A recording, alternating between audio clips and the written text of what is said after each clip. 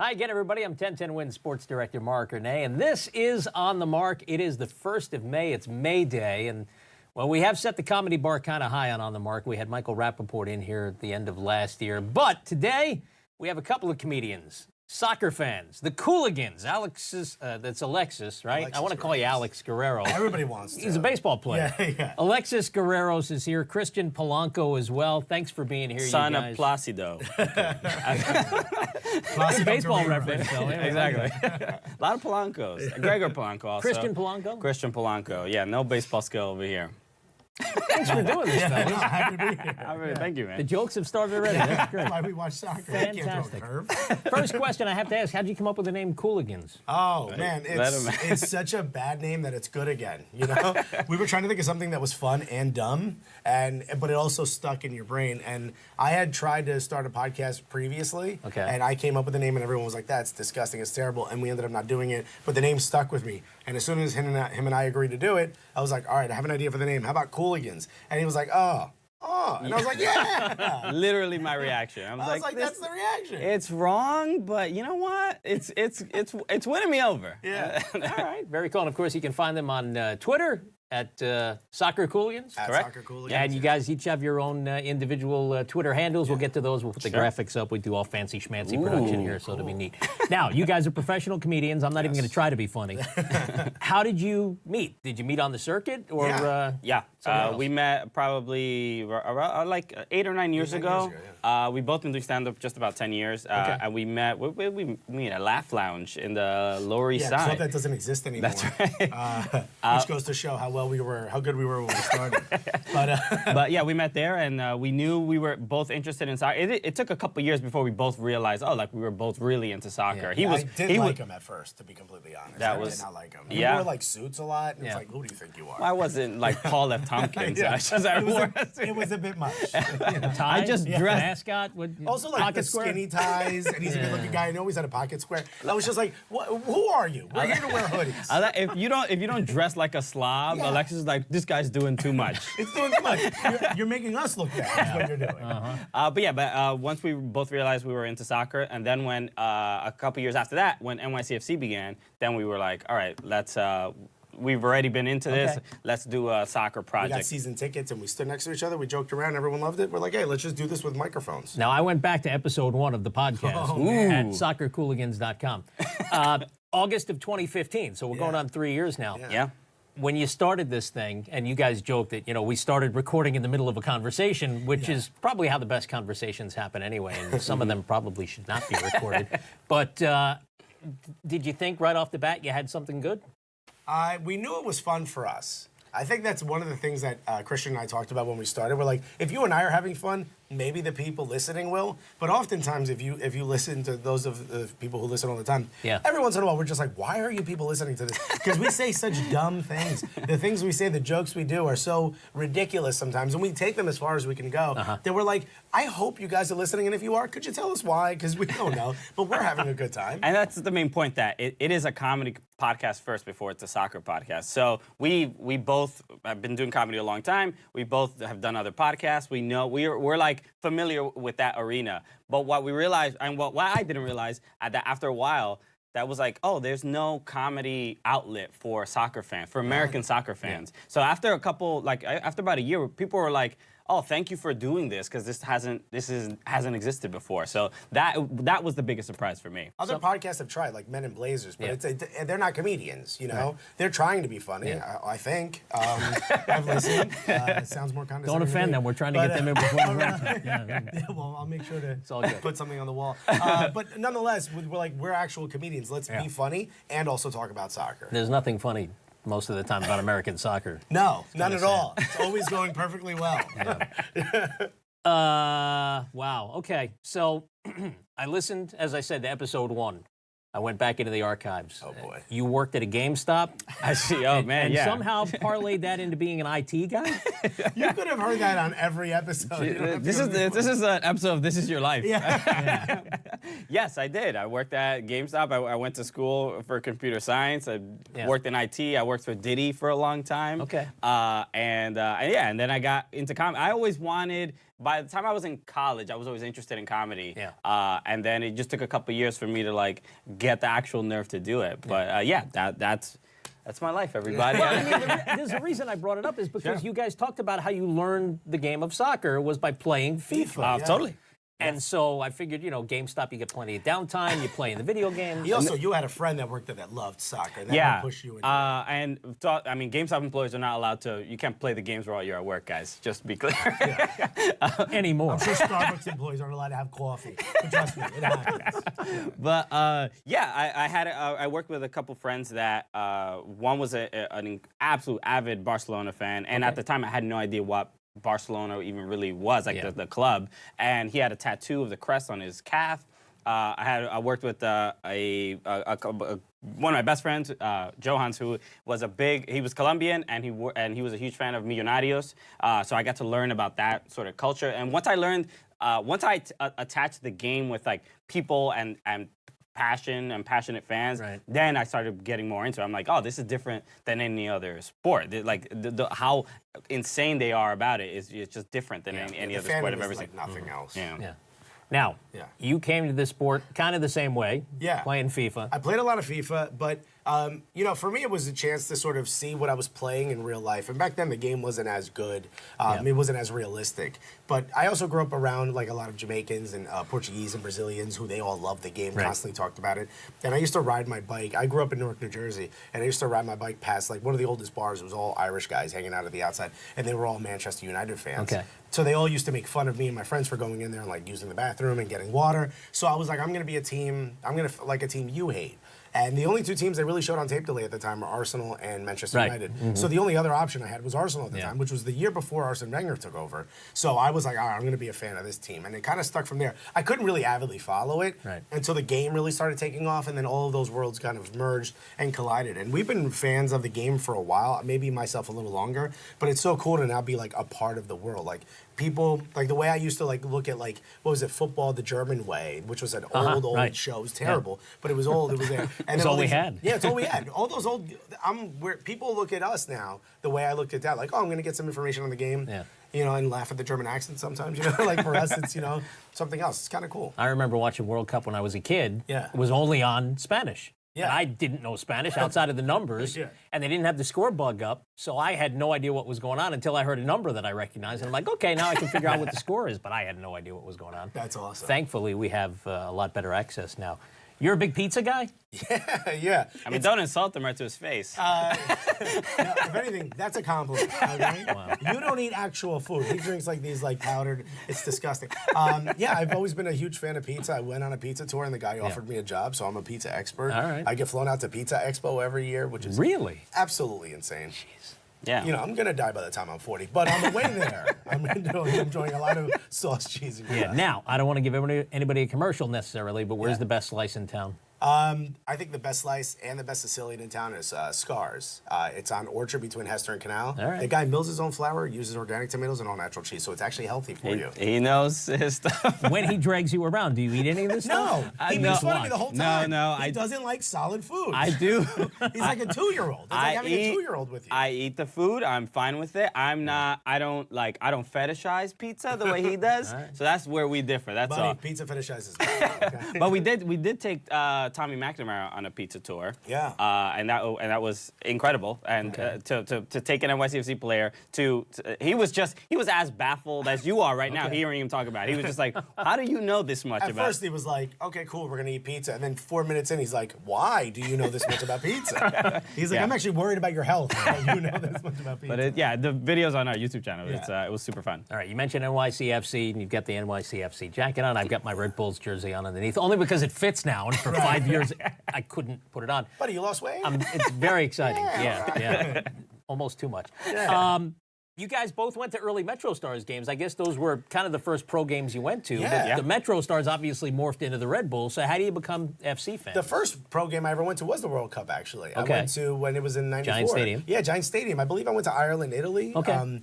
I just enjoy the game. And then when MetroStar started, I went to a couple of the Giants games, Giants Stadium games, and it just didn't feel the same as the World Cup, obviously, you know? So it kind of, to me, was like, whatever. I went to the one LA Galaxy game where, like, Andrew Shue came in at the end. Everyone went nuts for Andrew Shue because he was on, like, Melrose Place. And I was like, this feels a little different than the World Cup.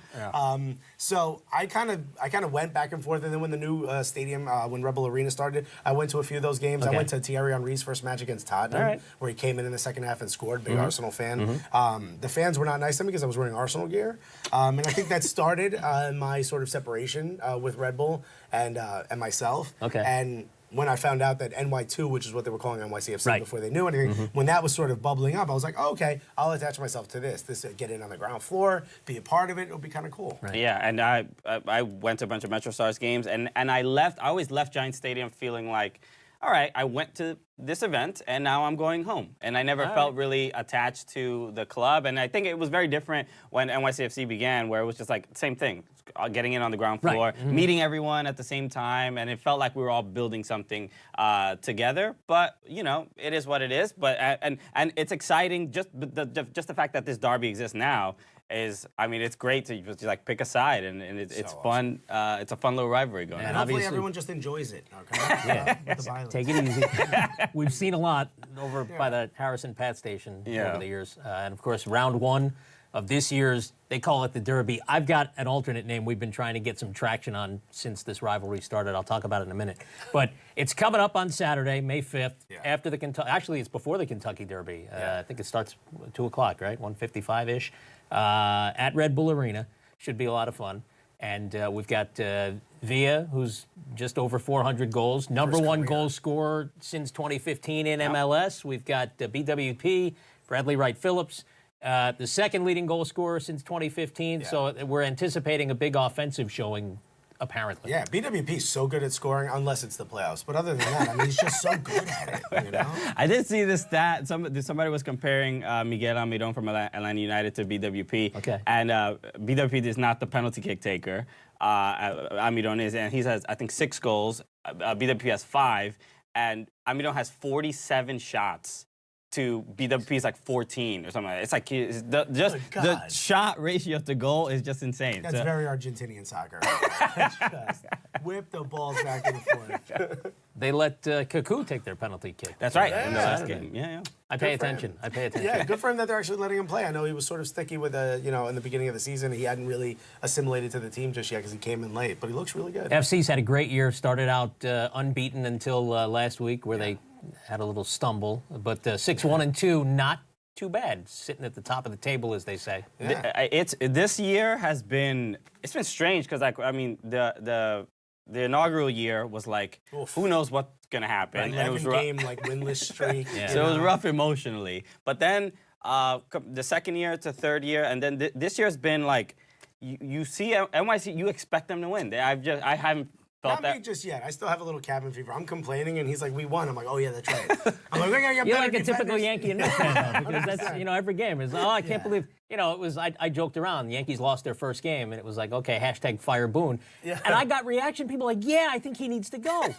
Now they go on a 9-game winning streak, and the Crickets are nowhere to be found. And now they lost last night. They only scored a run. Oh my God. Yeah. And now the sky is falling again. I mean, but what does Boone actually have to do besides send up some of the largest men ever compiled in history? I mean, 1 through 9, he's a monster. He's nothing but monsters.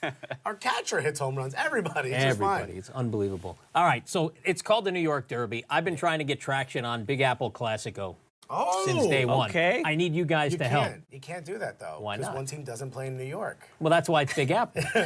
Big Apple Jersey's not the Big Apple. Why? The Devils are a Big Apple team. No, they're not. Sure they Look, are. I'm born and raised in Newark. It's the Big Apple. Look, I won. No, it works. If New York is the Big Apple, Newark is the rotted peach. Look, I'm from there. I can see it. There's not the Big Apple Classico. Maybe. See, you're not going to help. No. It's a dicey one. It's difficult to get on board. Everyone on board with it. Well, on 1010 Wins, we call it the Big Apple Classico. Okay. Really? Well, Maybe we'll start. Our Newark ratings is might like be a higher hollow- than yours. Newark is like a hollowed out apple in jail they hide drugs in. That's the closest thing Newark will ever get to an apple. It's not happening. Did you grow up in a soccer home? I know you're half Uruguayan, half Cuban. No, What's the my scoop dad there? took off as soon as I was born. From Puerto Rico, you said. Yeah. I'm hopefully. I don't know. You know him. I mean, geez, if you could find him, that'll be a good on the mark. No, he's in Florida. I grew up in a mostly Cuban household. My grandfather, when I started playing soccer in the backyard, he's like, pick it up, throw a curveball. What are you doing? Stop kicking the ball. Like, to him, it was like offensive. Right. Yeah, I mean, everybody played baseball, but like, you find the game you love, and I tried to play baseball. I was a catcher. I was pretty good at it. I did Project Pride in Puerto Rico 2 years. I played with the Whitney Houstons in Newark, which is embarrassing. We was like purple and gold leaf was our jersey. It was disgusting. I didn't know that was a team. Oh yeah, well she's from Newark, so she's like, here, we'll give you a team. Dress him like Prince. Would have been better if it was the Whitney Houston Astros, right? Yeah, there you go. Yeah. Or the Whitney Houstons, right? Because Newark is a part of Newark. And on that note, nice to be here. Thanks for joining us. Yeah, so I love baseball. I mean, soccer took over, and I was much better at watching sports and talking about it than I ever was running around and sweating. Who is your team now? Outside of FC, I mean worldwide. Arsenal would be the main team. Still. Yeah, absolutely. Arsene Wenger, goodbye, finally. I think if all international, since the U.S. isn't in, I'm a much bigger U.S. fan than I am Uruguay, but I am going to root for Uruguay. Okay. Hopefully they do well, Country of 3.5 million people. New York City has 8.5 million people, and they seem to be in the top 10 every year, and we can't even make the World Cup. Well, until Dominican Republic gets into the World Cup, I'm just gonna support Colombia for now. Yeah. I don't know when that's gonna happen. Well, I hope before you die. It's like our buddy across the hall on the fan, Joe Beningo, who's waiting for the Jets to get back to the Super Bowl 50 years later. He's like, the day after I die, they'll do something, and they'll get to the Super Bowl. And when we he's never gonna see started, it we again. said we wanted to be like the Joe Beningos of soccer, 100%. All right. We wanted to be loud, and every time the team doesn't win by 30, technically you need everyone fired. It's the worst day in history. I love Joe Beningo. He's one of my favorite people. He's a good guy. Who's your team worldwide? Everton, I support. It's been a rough year this year, but outside of that, I just been. I follow Everton. I follow Borussia Dortmund.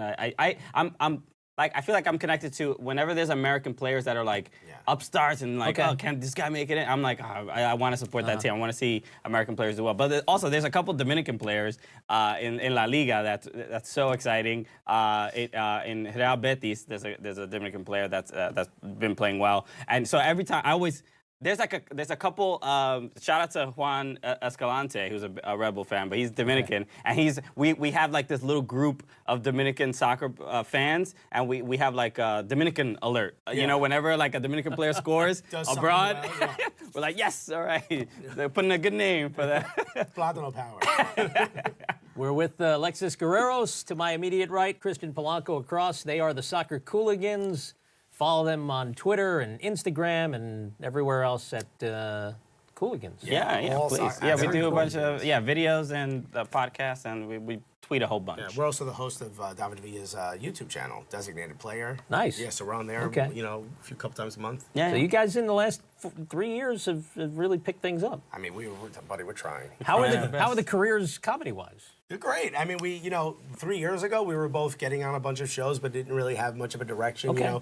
We both perform 7 nights a week, like we're always on stage. And now, sort of our careers sort of developed where, I mean, we're both on the road, and we try to do call-ins as best we can. I mean, we've literally been consistent every week, but our fans have now started to follow us. I mean, I did a couple shows. I did a weekend in San Antonio, and about 27, 28 fans. They don't even have a team.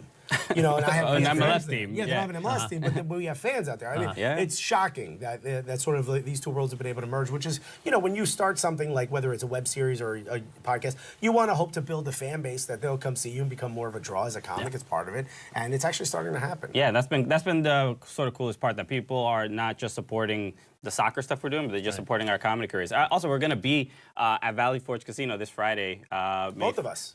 Very cool. May 4th, we're going to be performing there, so please come on out. Can wear your Star Wars outfits because it's Star Wars in there? May the 4th, exactly. Big Star Wars fan of me. I have no idea. I've never seen Star Wars. I get it. There's light swords. One guy's the other guy's kid or dad. I get it. The lady's got the headphones on. There we go. Okay. But you'll be back in time for Saturday. Of course, I assume. 100%. Red Bull Arena. That night.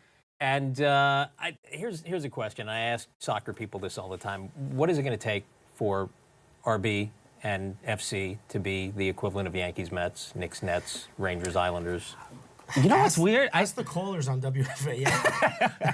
I mean, they don't call about soccer. Yeah, no, that's what I mean. They got upset when they had the women's not Super Bowl, World Cup parade. Yeah. There's a $1.5 million. I'll hang up and listen to your answer. First time, long time. It's upsetting me seeing women succeed. All right, I'll hang up and listen. You know what? I'd argue that the passion is there amongst certain people. It's just not on a large enough scale. Okay. So not enough people are aware of how angry they can get at each other, within the rivalry. But on a small scale, it is there. I would say that the rivalry on that small scale is more intense than it is with Yankees Mets. Okay. Oh, 100%. Yeah. I think the Subway Series is much more amicable than the Big Apple Classico. Thank you. I know you didn't want to do it, but it came out anyway. My brain was like, don't do it. I'm using that for a promo, too. We're going to run that all weekend. I should have threw my Twitter handle. We'll put it up on the graphic. I think it will. I think over the years, I mean, in 2010, they contracted the league, MLS, and they were down to 10 teams, and it looked like it wasn't going to survive. And Atlanta has 72,000 fans in their stadium. They get more fans than the Falcons do. It's happening. And they can have Chick-fil-A when they don't play on Sundays. Yeah, so that exactly, helps, because too. they play on Saturdays. Do you know that Chick-fil-A's closed on Sunday? I do know that. Yeah. Suckers. Does FC need its own building, or is Yankee Stadium 100%. okay? No, Yankee Stadium is not okay. No. They need their own building. It feels like you get married and you move in your mother-in-law's. It's the worst, okay? They're constantly, I mean, I even said this on one of the videos. Even the commemorative cups you get for spending an extra $2 on beer say Yankees on it. I'm a huge Yankee fan. I'm not there for a Yankee game. Right. I want that at a Yankee game, all right? I want NYCFC stuff. It's got to be all NYCFC. The NYCFC 100% needs its own building, and it needs to be within the confines of the 5 boroughs. If it's not, I'm not a season ticket Well, they can't be anymore. NYCFC. Yeah, exactly. They'd be the Jets and Giants. Yeah, then they could, then the Big Apple. I mean, the whole Big Apple thing is really collapsing on there. If that happens. Well, we're going to keep plugging away. Yeah. We're 4 years in now? Yeah. Speaking of 44 days till the World Cup kicks off in Russia. Ooh. I can't see a group of death. I looked. I don't really see one. Yeah, I mean, for England, Germany and it's whatever Mexico, I group think, they're are in Group F together, right? Yeah.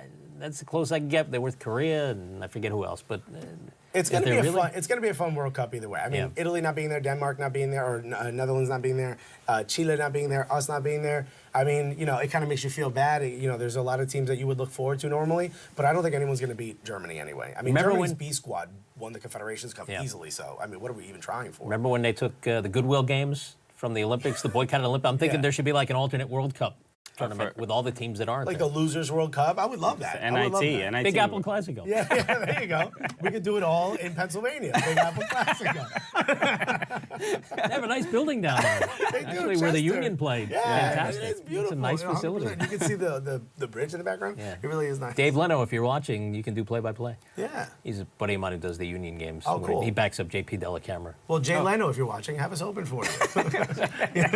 You never know. Jay Leno, Dave Leno. Who wins the World Cup? Yeah. I mean, it's easy to say Germany, but because it's. Yeah, I'm just gonna go Argentina. I think it's gonna happen. Oh God! I think Argentina. I think they're gonna do it. If you bet Germany and win, you lose money. That's how sure it is. Can I take Portugal?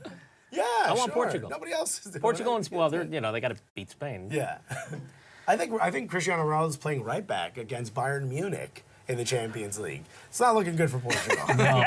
But Yeah. get a good price. It's true, and that means he's only 2 years away from joining MLS. Come on, baby. We can't wait. Miami Come on, FC. David Beckham. Oh, last thing before we go. Yeah. You mentioned Arsenal, and you're kind of glad that Mr. Wenger is on his way out. Yes. They need a manager. Yeah. Patrick Vieira. I've said this on the podcast. I'll say it again, and I'll say it in nicer terms because we're here on 10-10 Wins. I think they need a rebound manager. I think they need to sort of sow their wild oats. They've been in a long-term relationship for 20 years. All right. They need to go out, experience the world, maybe swipe on a couple apps. You know what I mean? Okay. And then you settle down a little bit. Patrick Vieira, seems like the guy you should settle down with. Let him try to win something at NYCFC, right? That'd be nice, a little parade, you know? Maybe we can do it in Harrison. And then